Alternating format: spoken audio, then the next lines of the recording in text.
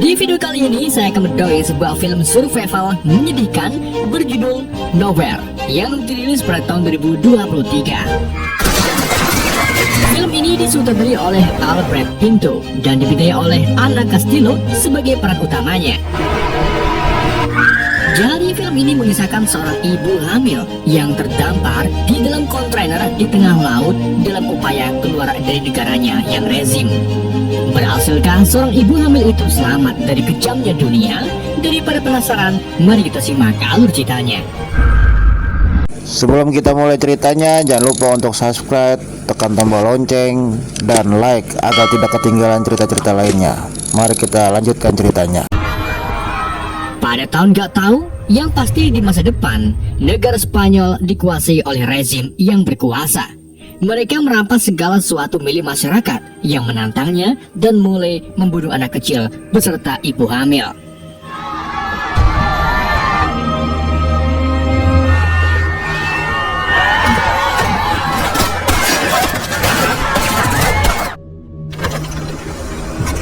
Dalam situasi seperti ini, sepasang suami istri bernama Nico dan Mia yang sedang hamil tua melakukan rencana untuk pindah ke negara Irlandia dengan cara menyusup ke dalam kontainer kapal kargo.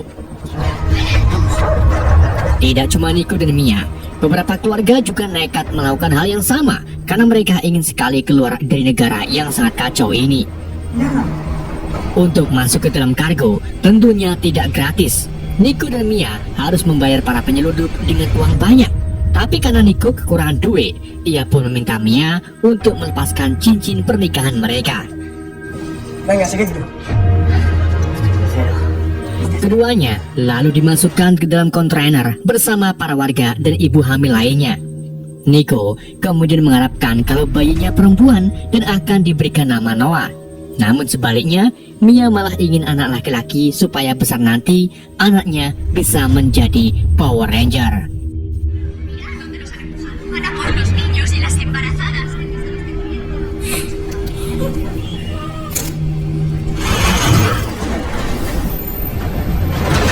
Setelah menunggu semalaman di dalam kontainer, mereka tiba-tiba dikejutkan dengan para penyelundup yang membawa banyak orang yang juga ingin pergi meninggalkan negara ini.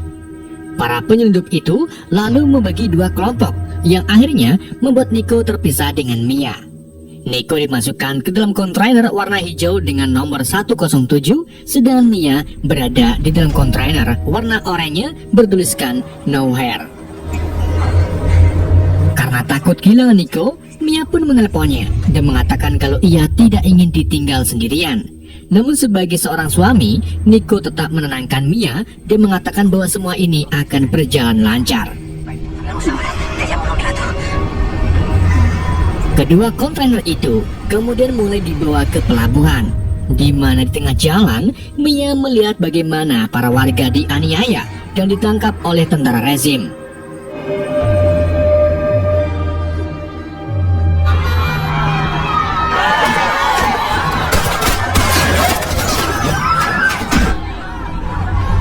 Sesampainya di pelabuhan, mereka harus melewati pos pemeriksaan yang dijaga oleh tentara rezim berpakaian merah hitam seperti bendera partit.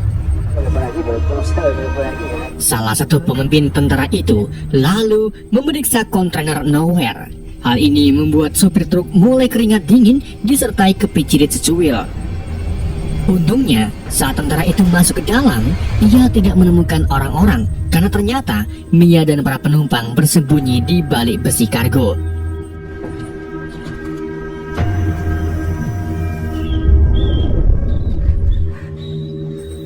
Namun, tentu saja hal ini membuat si tentara merasa ganjal karena seharusnya ruang kargo berdiameter panjang. Ia lalu menyuruh anak buahnya menembak di bagian paling belakang. Dan benar saja, ternyata masih ada ruangan lagi di balik kontainer.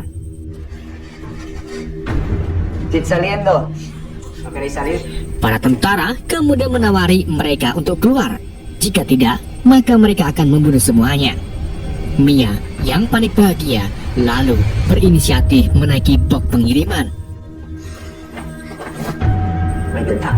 Saat salah satu penumpang menampakkan dirinya, para para tentara itu malah membunuhnya dan memerintahkan anak buahnya untuk membunuh semua penumpang termasuk anak kecil.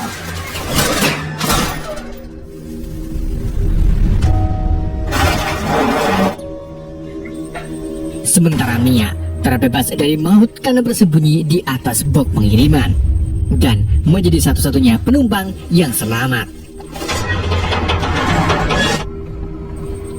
Setelah dibersihkan, Nowhere diangkat ke dalam kargo kapal dan akan dikirim ke Irlandia.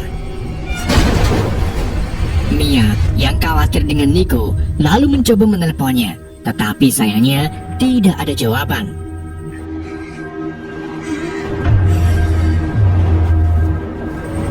Ketika kapal mulai berlayar, Mia menemukan tas milik penumpang yang isinya alat bor, 2 makanan, minuman, handphone, dan lampu printer.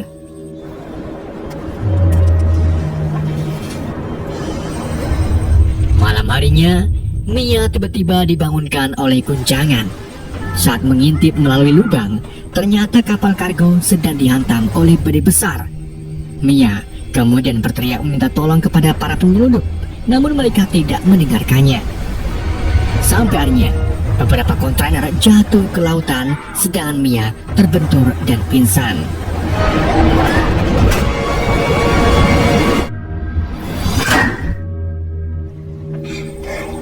Saat tersadar, Mia mendapati dirinya tergenang air. Ternyata kontainer yang ia tumpangi berada di tengah laut bersama kontainer lainnya.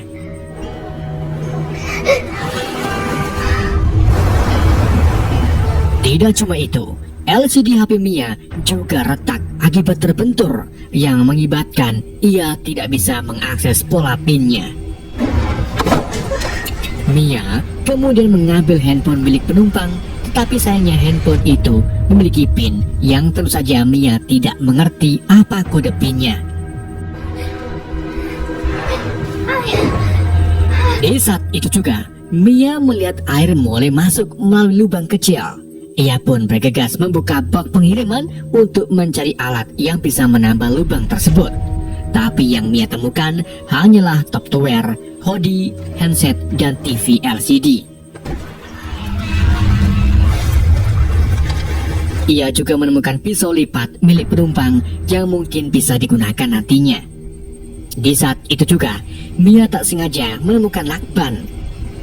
Ia pun segera menempelkan lakban itu ke area lubang, sehingga air tidak bisa masuk meskipun bersifat sementara. Ketika Mia membuka buku catatan keluarganya, tiba-tiba ia mendengar suara jeritan. Suara jeritan itu ternyata berasal dari kontainer hijau 107 yang mulai tenggelam. Menyadari Nico ada di dalamnya, Mia pun mencoba berteriak dan mengganti telepon penumpang dengan kartu SIM-nya. Namun saat ditelepon, Nico tidak mengangkatnya sampai akhirnya kontainer itu tenggelam bersama orang-orang di dalamnya. Mia pun menangis histeris karena sadar kalau Nico tidak mungkin selamat.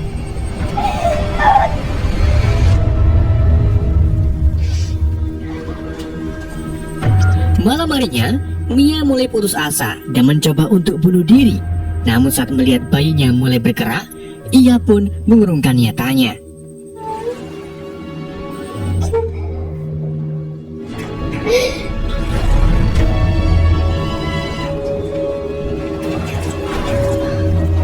Singkat cerita, saat Mia tertidur, ia bermimpi box yang masih di atas jatuh dan membuat kontainer tenggelam.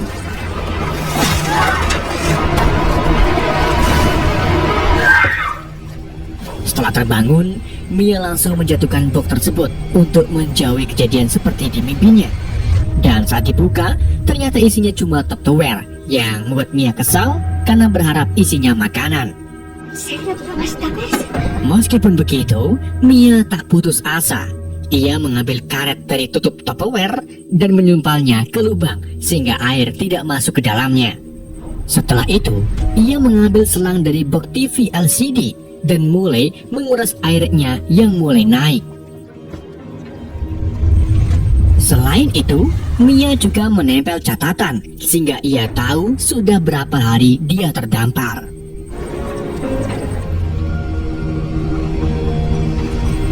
Saat Mia sedang menata peralatannya, tiba-tiba telepon berdering. Telepon itu ternyata dari Nico yang masih hidup karena sebelumnya para penyelundup membuang Nico sebelum masuk ke pelabuhan. Mia lalu memberitahu Nico bahwa dirinya terjebak di dalam kontainer yang terombang-ambing di tengah lautan. Mendengar hal itu, Nico pun kebingungan.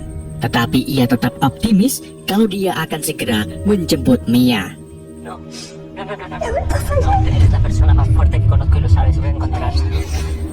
Di malam harinya, Mia mendapatkan kejutan dari alam, di mana kontainer yang ia tumpangi melintas di badai petir. Dalam situasi seperti ini, air ketuban Mia pecah. Ia pun mencari posisi yang pas dan mulai melahirkan bayinya.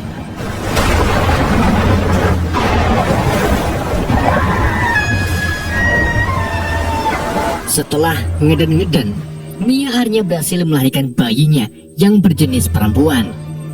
Awalnya, si bayi tidak bernafas, tetapi setelah dipuk-puk oleh Mia, si bayi akhirnya bisa bernafas dan mulai menangis.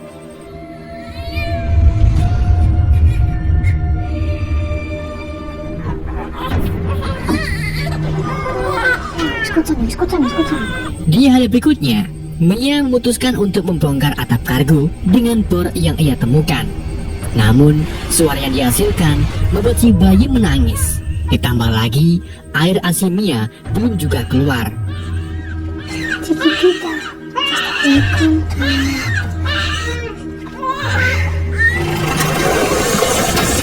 Mia kemudian terus mengebor, sabarnya baterai bor itu habis.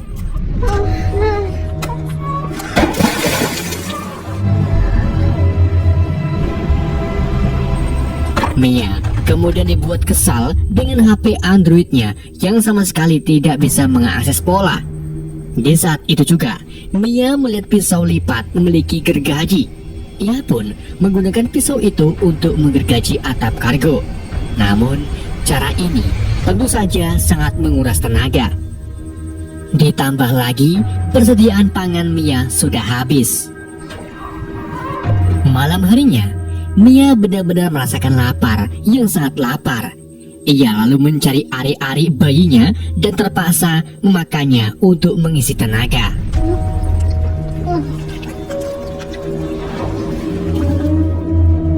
Di saat itu juga, Mia dikejutkan dengan paus biru yang menyundul-nyundul kontainernya.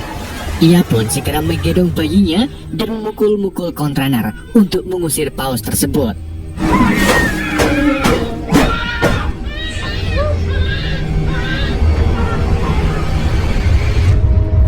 Di hari berikutnya, Mia kembali menggergaji atap dengan pisau lipat. Namun di tengah itu, tiba-tiba pisaunya patah. Hal ini pun membuat Mia putus asa. Ia lalu duduk lemas di belakang box, di mana di dalam posisi seperti ini, Mia berhalusinasi melihat putri pertamanya bernama Uma yang telah dibunuh oleh tentara.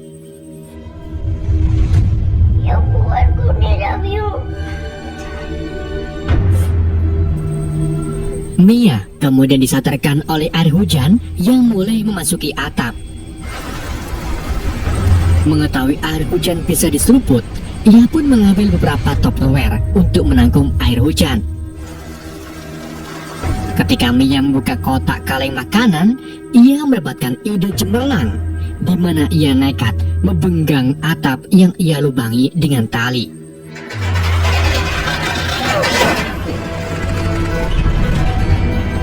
Dan akhirnya berhasil membuat atap itu terbuka lebar.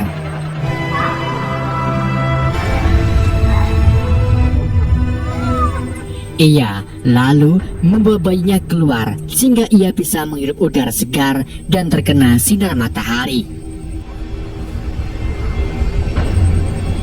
Ngesoke maning, saat Mia mengganti popok, ia tak sengaja menemukan kalau kotoran anaknya yang dibuang ke laut memancing kedatangan ikan. Tanpa pikir panjang, Mia pun membuat tombak ala kadarnya dan mulai melemparkannya ke arah ikan-ikan. Namun usahanya itu sia-sia karena si ikan jago ngegocek.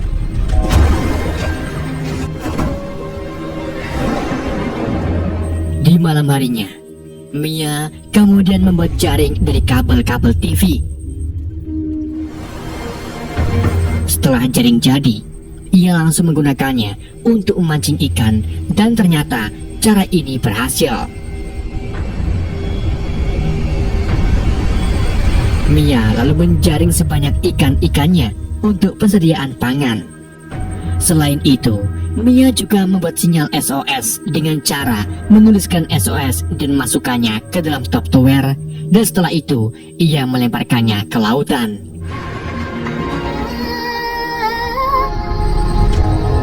Di mengine-maning, Mia mendengar suara ketukan dari luar. Ia lalu membawa bayinya keluar dan menemukan bahwa suara itu berasal dari Tupperware SOS-nya. Di waktu yang sama, Mia mendapatkan telepon dari Nico. Karena tombol angkatnya cuma beberapa senti saja, jadi Mia pun bisa mengangkat telepon tersebut. Nico kemudian berbicara dengan Mia dengan nada tertatih-tatih. Rupa-rupanya, Nico baru saja mencuri skateboard, tetapi ia terkena tembakan tentara yang membuatnya kehilangan banyak darah. Maka dari itu, Nico ingin mengucapkan selamat tinggal kepada Mia. Sebelum meninggal, Mia memberitahu Nico kalau bayinya akan diberi nama Noah sesuai permintaan Nico. Que te apretaba el pie cuando estabas. Que te voy a contar un secreto siempre.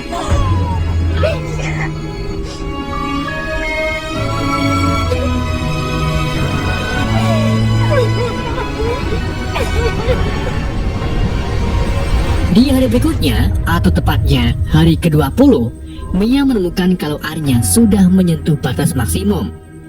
Ia lalu mulai membuat rakit untuk berjaga-jaga bila kontainer tenggelam. Ketika sedang membuat rakit, tiba-tiba satu burung camar mencolok di kontainer. Mia pun mulai lega karena artinya ia sudah dekat dengan daratan. Di malam harinya, Mia mendapati kalau kontainer mulai tenggelam. Ia lalu nekat masuk ke dalam untuk mengambil jajan pemberian Nico. Namun saat hendak mengambilnya, kaki Mia tersangkut tali, sedangkan Noah yang berada di atas rakit mulai tersapu ombak. Saat kontainer tersebut tenggelam, Mia segera memotong talinya dan segera kembali ke permukaan. Akan tetapi, sayangnya, Mia kehilangan Noah. Di saat itu juga, paus biru besar muncul. Paus itu menuntun Mia ke arah Noah dan menyemburkan air ke rakit Noah yang membuat Noah menangis.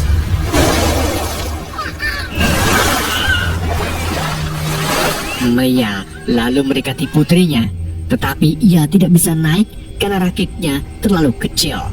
Yang bisa Mia lakukan hanyalah cekelan rakit tersebut dan mengikat dirinya dengan rakit. Di pagi harinya, Mia mulai kelelahan dan kedinginan. Sebelum jatuh pingsan, ia sengaja membuang sisa-sisa ikan ke laut agar burung camar mendekati rakitnya.